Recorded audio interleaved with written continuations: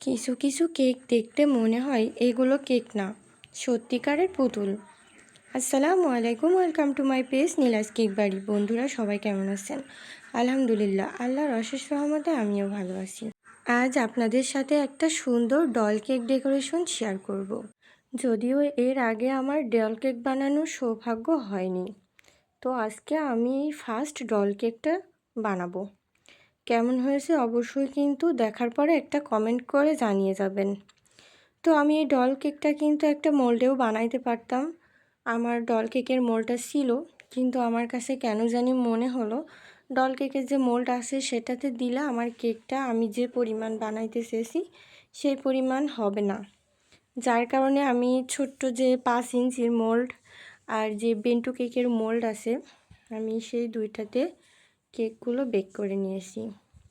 এর মধ্যে আবার আরেকটা কেকের ডেকোরেশনও ভিডিও করা হয়ে গেছে, কেননা আমি ওই দিনকে আর আলাদাভাবে ওই কেকটার ডেকোরেশন করি নাই। এই কেকটার মধ্যেই ওই কেকটার ডেকোরেশনও চলে এসেছে। তো সব মিলিয়ে আমি যে কেকগুলো স্লাইস করে কেটে নিয়েছি, ডল কেকের যে কেকের স্লাইসগুলো সেটাও করে নিয়েছি। আমার 1 পাউন্ডের আরেকটা কেকের ডেকোরেশন ছিল, সেটাও আমি কেটে নিয়েছি।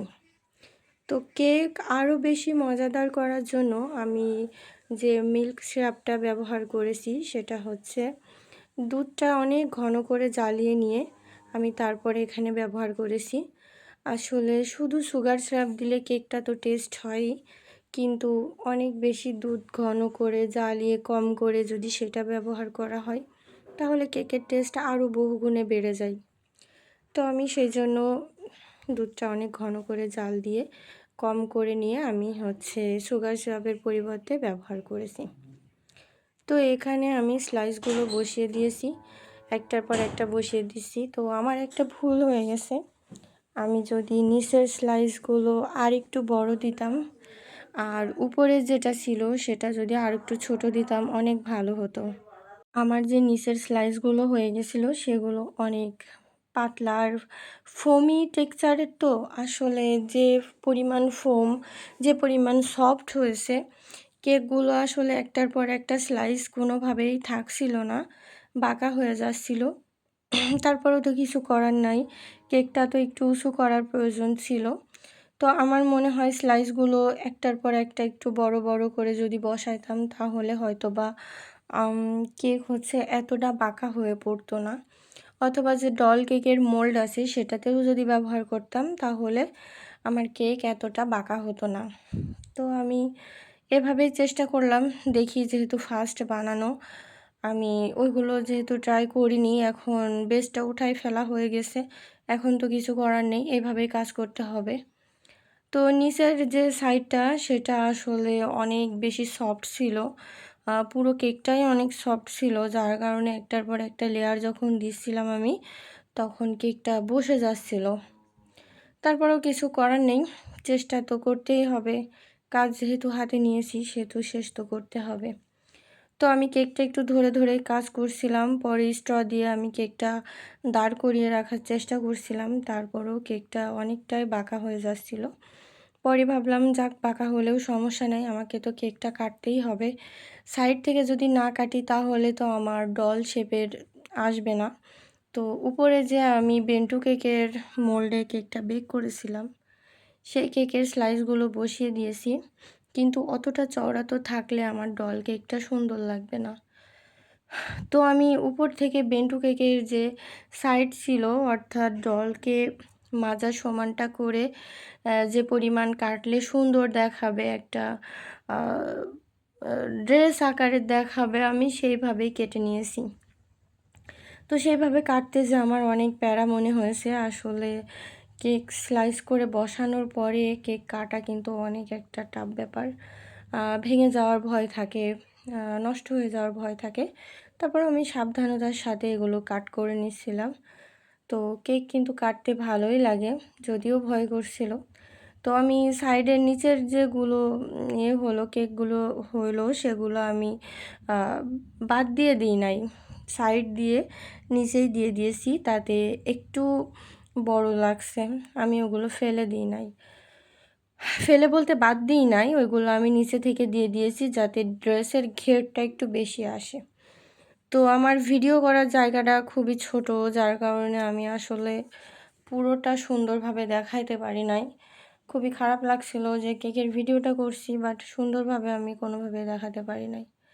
তো এই যে আমার আরেকটা কেক, সেই কেকের ডেকোরেশনটাও মাঝখানে করে নিয়েছিলাম।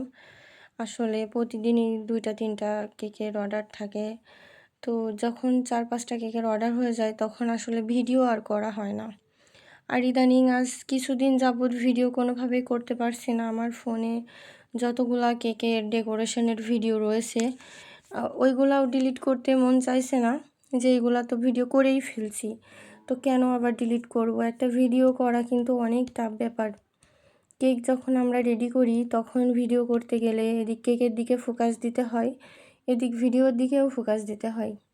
তো যার কারণে ভাবলাম যেহেতু ভিডিও করাই আছে আমি এগুলো ডিলিট করব না, এগুলোই আগে শেয়ার করব। আমি রিসেন্টলি আর কোনো ভিডিও করছি না, তো সব মিলিয়ে পুরাতন ভিডিওগুলোই শেয়ার করছি আপনাদের সাথে কম বেশি করে। খুব বেশি পুরাতন না, হয়তো বা 20 দিন আগে এরকম। আর এখন যে কেকগুলো রেডি করছি সবগুলোই ছবি উঠাই আপনাদের সাথে শেয়ার করছি। তাছাড়া আমি নতুন কেকগুলোর ভিডিও করছি না, কেননা প্রতিদিন যে 2-3টা কেকের কাজ থাকে, এগুলো যদি ভিডিও করি তো আমার ফোনে আসলে বেশি না 10 দিনেই মেমোরি ফুল হয়ে যাবে, যার কারণে আমি ভিডিও করি না। আজ কিছুদিন হলো ভিডিও অফ রেখে শুধু ছবিগুলোই উঠাচ্ছি। তো এই যে আস্তে আস্তে আমি ডল কেকের ড্রেসটা রেডি করার জন্য আমি এটা মার্ক করে নিয়েছি। ছোট্ট একটা নজেল দিয়ে মার্ক করে নিয়ে আমি রোজ নজেল দিয়ে পুরো ড্রেসটার কাভার করার চেষ্টা করছি।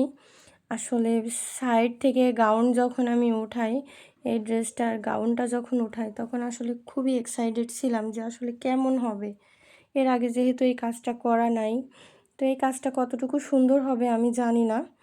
তো তারপরেও চেষ্টা থামাইনি। তারপরেও আমার মাথায় কিছু একটু অন্যরকম চিন্তা ছিল যে আমি ইউনিক কিছু করব, দেখি সেটা কেমন লাগে। আমি নেট যেটা আছে ওই নেটটা কিনে নিয়ে এসেছি যে ড্রেসের সাথে আমি ব্যবহার করব।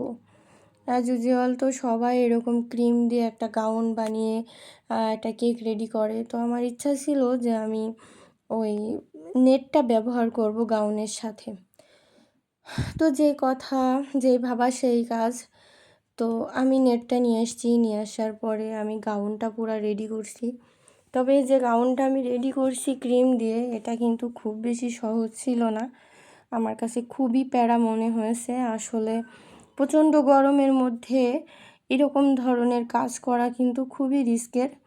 তারপরেও কিছু করার নাই, কাজ তো করতেই হবে। আমি অনেক টেনশন নিয়ে কাজটা করছিলাম। তারপরে যাই হোক, মাঝখানে হয়তো ভিডিওও করিনি অনেক, জাস্ট গাউনটার ভিডিও করছি। সামনের সাইডটা ফাঁকা রাখছিলাম যে গাউনটা দিলে হয়তো বা দেখা যাবে না, কিন্তু না, নেটটা দিলে দেখা যাবে না, কিন্তু নেট তো অনেক পাতলা, ওটা তো দেখা যাচ্ছিলো। পরে আমি ক্রিম দিয়ে ওটাও কাভার করে দিয়েছি।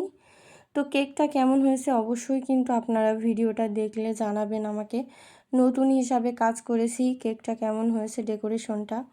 আর ঝিনাইদহ শহরের মধ্যে যদি কারোর কেক প্রয়োজন হয় তারা অবশ্যই আমার পেজ বা আমার আইডিতে আপনারা নক দিতে পারেন, সরাসরি ফোন নাম্বারেও কথা বলতে পারেন। যারা প্রবাসী ভাইয়েরা আছে তারাও আমার কাছে কেক অর্ডার দিয়ে থাকে।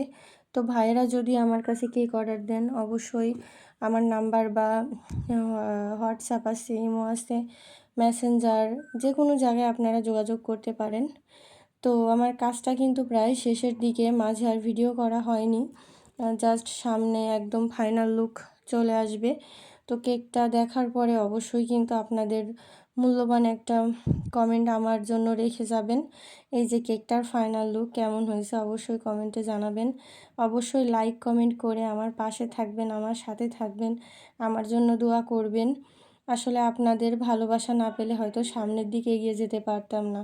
সবাই ভালো থাকবেন। আল্লাহ হাফেজ, শুভরাত্রি।